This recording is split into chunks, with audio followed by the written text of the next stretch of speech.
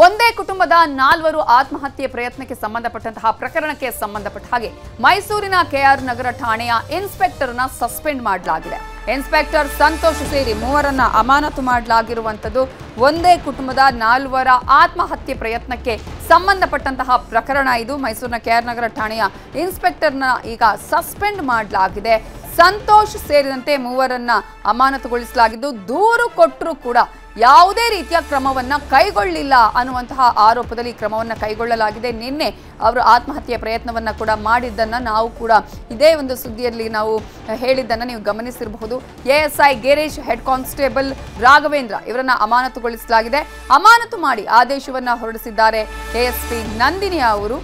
ಯುವತಿಯ ನಗ್ನ ಚಿತ್ರ video viral ಪ್ರಕರಣಕ್ಕೆ ಸಂಬಂಧಪಟ್ಟ ಹಾಗೆ 2 ರಿಂದ 3 ಬಾರಿ ಸ್ಟೇಷನ್ಗೆ ಹೋಗಿ ದೂರು ಕೊಟ್ಟಿದೆ ಈ ಕುಟುಂಬ. ಆದರೂ ಕೂಡ ಪೊಲೀಸರು ಇದರ ಬಗ್ಗೆ ತಲೆನೇ ಕೆಡಿಸಿಕೊಂಡಿಲ್ಲ ಅಂತೆ, ನಿರ್ಲಕ್ಷ್ಯವನ್ನ ಮಾಡಿದ್ರು. ಸೊ ಮರ್ಯಾದೆಗೆ ಅಂಜಿ ಇಡೀ ಕುಟುಂಬ ವಿಷವನ್ನ ಕುಡಿದಿತ್ತು, ಆತ್ಮಹತ್ಯೆಯ ಪ್ರಯತ್ನವನ್ನ ಮಾಡಿತ್ತು. ಯುವತಿ, ಆಕೆಯ ತಾಯಿ, ಅಜ್ಜ, ಅಜ್ಜಿ ವಿಷವನ್ನ ಕೂಡ ಸೇವಿಸಿದ್ರು. ವಿಷ ಸೇವಿಸಿದ ಅಜ್ಜ ಚಿಕಿತ್ಸೆ ಫಲಿಸದೆ ಸಾವನ್ನಪ್ಪಿದ್ರೆ ಉಳಿದ 3 ಆಸ್ಪತ್ರೆಯಲ್ಲಿ ಚಿಕಿತ್ಸೆಯನ್ನ ಪಡಿತಾ ಇದ್ದಾರೆ. ಈ ಹಿನ್ನೆಲೆಯಲ್ಲಿ ಮೈಸೂರು ಜಿಲ್ಲೆ ಕೆಆರ್ ನಗರದ ಚಂದಗಾಲು ಗ್ರಾಮದ ಯುವತಿ ಕಾಲೇಜಿಗೆ ಹೋಗ್ತಾ ಇದ್ದಂತಹ ಸಂದರ್ಭದಲ್ಲಿ ಚೀರನಹಳ್ಳಿ ಗ್ರಾಮದ ಯುವಕ ಲೋಕೇಶ್ ಅನ್ನುವಾತನನ್ನ ಪ್ರೀತಿಸ್ತಾ ಇದ್ಲು. ಯುವತಿಯೊಟ್ಟಿಗೆ ಖಾಸಗಿ ಕ್ಷಣಗಳನ್ನ ಆತ ಕಳೆದಿರುವಂತಹ ಅಶ್ಲೀಲ ವಿಡಿಯೋವನ್ನ ಮಾಡಿಕೊಂಡಿದ್ದ ಅಂತ ಹೇಳಲಾಗಿದೆ. ಈ ವಿಡಿಯೋಗಳನ್ನ ಇಟ್ಕೊಂಡು ಆಕೆ ಹಾಗೇನೆ ಕುಟುಂಬಸ್ಥರನ್ನು ಕೂಡ ಆತ ಬ್ಲಾಕ್ ಮೇಲ್ ಮಾಡ್ತಿದ್ದಂತೆ. ದೂರು ಕೊಟ್ಟರು ಕೆಆರ್ ನಗರ ಪೊಲೀಸರು ನಿರ್ಲಕ್ಷ್ಯ ವಹಿಸಿದ ಆರೋಪ ಇತ್ತು. ನ್ಯಾಯ ಸಿಕ್ತಿಲ್ಲ ಅಂತ ಹೇಳಿ ಚಾಮರಾಜನಗರ ಮಲೆಮಹದೇಶ್ವರ ಬೆಟ್ಟದ ಬಳಿ ಯುವತಿಯ ಕುಟುಂಬ ವಿಷ ಸೇವಿಸಿತ್ತು. ಯುವತಿಯ ಅಜ್ಜ ಈ ಸಂದರ್ಭದಲ್ಲಿ ಸಾವನ್ನಪ್ಪಿದ್ರು. ಆದರೆ 3 ಚಿಕಿತ್ಸೆಯನ್ನ ಪಡೆದುಕೊಳ್ತಾ ಇದ್ದಾರೆ ಆಸ್ಪತ್ರೆಯಲ್ಲಿ.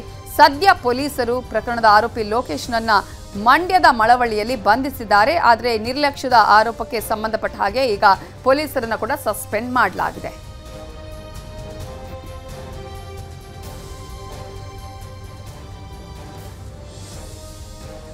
ಹಾಗಾದ್ರೆ ಇವೆಲ್ಲದರ ಪ್ರಕರಣದ ಬಗ್ಗೆ ಇನ್ನಷ್ಟು ಡೀಟೇಲ್ಸ್ ಅನ್ನ ಕೊಡೋದಕ್ಕೆ ನಮ್ಮ ರಿಪೋರ್ಟರ್ ಆನಂದ್ ಈಗ ಮೈಸೂರಿನ ನೇರ ಸಂಪರ್ಕದಲ್ಲಿ ಜಾಯ್ನ್ ಆಗಿದ್ದಾರೆ. ಆನಂದ್, ಯಾವ ಸಮಯದಿಂದಲೂ ಕೂಡ ಇದೇ ರೀತಿಯಾಗಿ ಅವರು ಪೊಲೀಸರಿಗೆ ಮಾಹಿತಿ ಕೊಟ್ಟರು ಕೂಡ ಪೊಲೀಸರು ನಿರ್ಲಕ್ಷ್ಯವನ್ನ ಮಾಡ್ತಾ ಇದ್ರು. ಪ್ರಕರಣಕ್ಕೆ ಸಂಬಂಧಪಟ್ಟ ಹಾಗೆ ಈಗಾಗಲೇ ಸಸ್ಪೆಂಡ್ ಕೂಡ ಮಾಡಲಾಗಿದೆ. ಜೊತೆಗೆ ಈಗಾಗಲೇ ಗಾಯಾಳುಗಳು ಅಂದ್ರೆ ಯಾರು ವಿಷವನ್ನ ಸೇವಿಸಿ ಆಸ್ಪತ್ರೆಯಲ್ಲಿದ್ದಾರೆ ಅವರ ಸ್ಥಿತಿ ಹೇಗಿದೆ? ಇಡೀ ಪ್ರಕರಣದ ಬಗ್ಗೆ ಯಾವ ರೀತಿಯ ತನಿಖೆಯನ್ನ ನಡೆಸಲಾಗ್ತಿದೆ?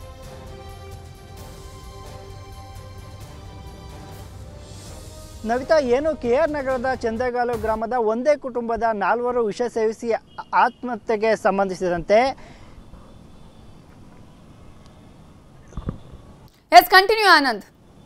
ಏನು ಮಹದೇಶ್ವರ ಬೆಟ್ಟಕ್ಕೆ ತೆರಳಿದಂಥ ಈ 4 ಕೂಡ ಮಹದೇಶ್ವರ ಬೆಟ್ಟಕ್ಕೆ ತೆರಳಿದಂಥ ಈ 4 ಕೂಡ ತಾಳು ಬೆಟ್ಟದ ಬಳಿ ವಿಷ ಸೇವಿಸಿ ಆತ್ಮಹತ್ಯೆಗೆ ಯತ್ನಿಸ್ತಾರೆ. ಇದಕ್ಕೆ ಕಾರಣ ಅಂತಂದರೆ ಅದೇ ಕೆಆರ್ ನಗರ ತಾಲೂಕಿನ ಚೀರ್ನಹಳ್ಳಿ ಗ್ರಾಮದ ಲೋಕೇಶ್ ಎಂಬ ಯುವಕ.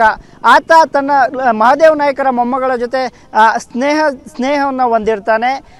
ಆ ಸ್ನೇಹ ಸ್ವಲ್ಪ ಖಾಸಗಿ ಕ್ಷಣದ ವಿಡಿಯೋಗಳನ್ನು ಕೂಡ ಮಾಡ್ಕೊಂಡಿರ್ತಾನೆ.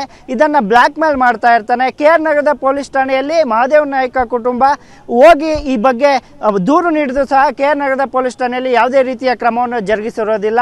ಹೀಗಾಗಿ ಪೊಲೀಸರಿಂದ ನಮಗೆ ನ್ಯಾಯ ಸಿಗೋದಿಲ್ಲ ಅನ್ನುವಂಥದ್ದನ್ನ ಅರಿತಂತಹ ಮಹಾದೇವ ನಾಯಕ ಕುಟುಂಬ ಮಹದೇಶ್ವರ ಬೆಟ್ಟಕ್ಕೆ ತೆರಳಿ ಅಲ್ಲಿನ ತಾಳು ಬೆಟ್ಟದಲ್ಲಿ ವಿಷವನ್ನು ಸೇವಿಸಿ ಆತ್ಮಹತ್ಯೆಗೆ ಯತ್ನಿಸುತ್ತೆ.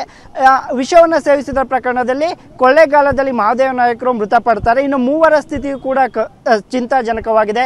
ಅಲ್ಲದೆ ಈ ಸಂಬಂಧ ಮೈಸೂರಿನ ಎಎಸ್ಪಿ ನಂದಿನಿ ಅವರು ಕೆಆರ್ ನಗರ ಠಾಣೆಯ ಎಎಸ್ಐ ಸೇರಿದಂತೆ 3ರನ್ನ ಈಗಾಗಲೇ ಅಮಾನತು ಮಾಡಿದ್ದಾರೆ. ಅಲ್ಲದೆ ಆರೋಪಿ ಲೋಕೇಶ್ ಏನಿದ್ದಾನೆ ಈತನನ್ನ ಮಳವಳ್ಳಿಯಲ್ಲಿ ಬಂಧಿಸಿ ವಿಚಾರಣೆಗೆ ಒಳಪಡಿಸಲಾಗಿದೆ. Navita, okay, thank you Anand ಈ ಕ್ಷಣದ ಡೀಟೇಲ್ಸ್ಗೆ.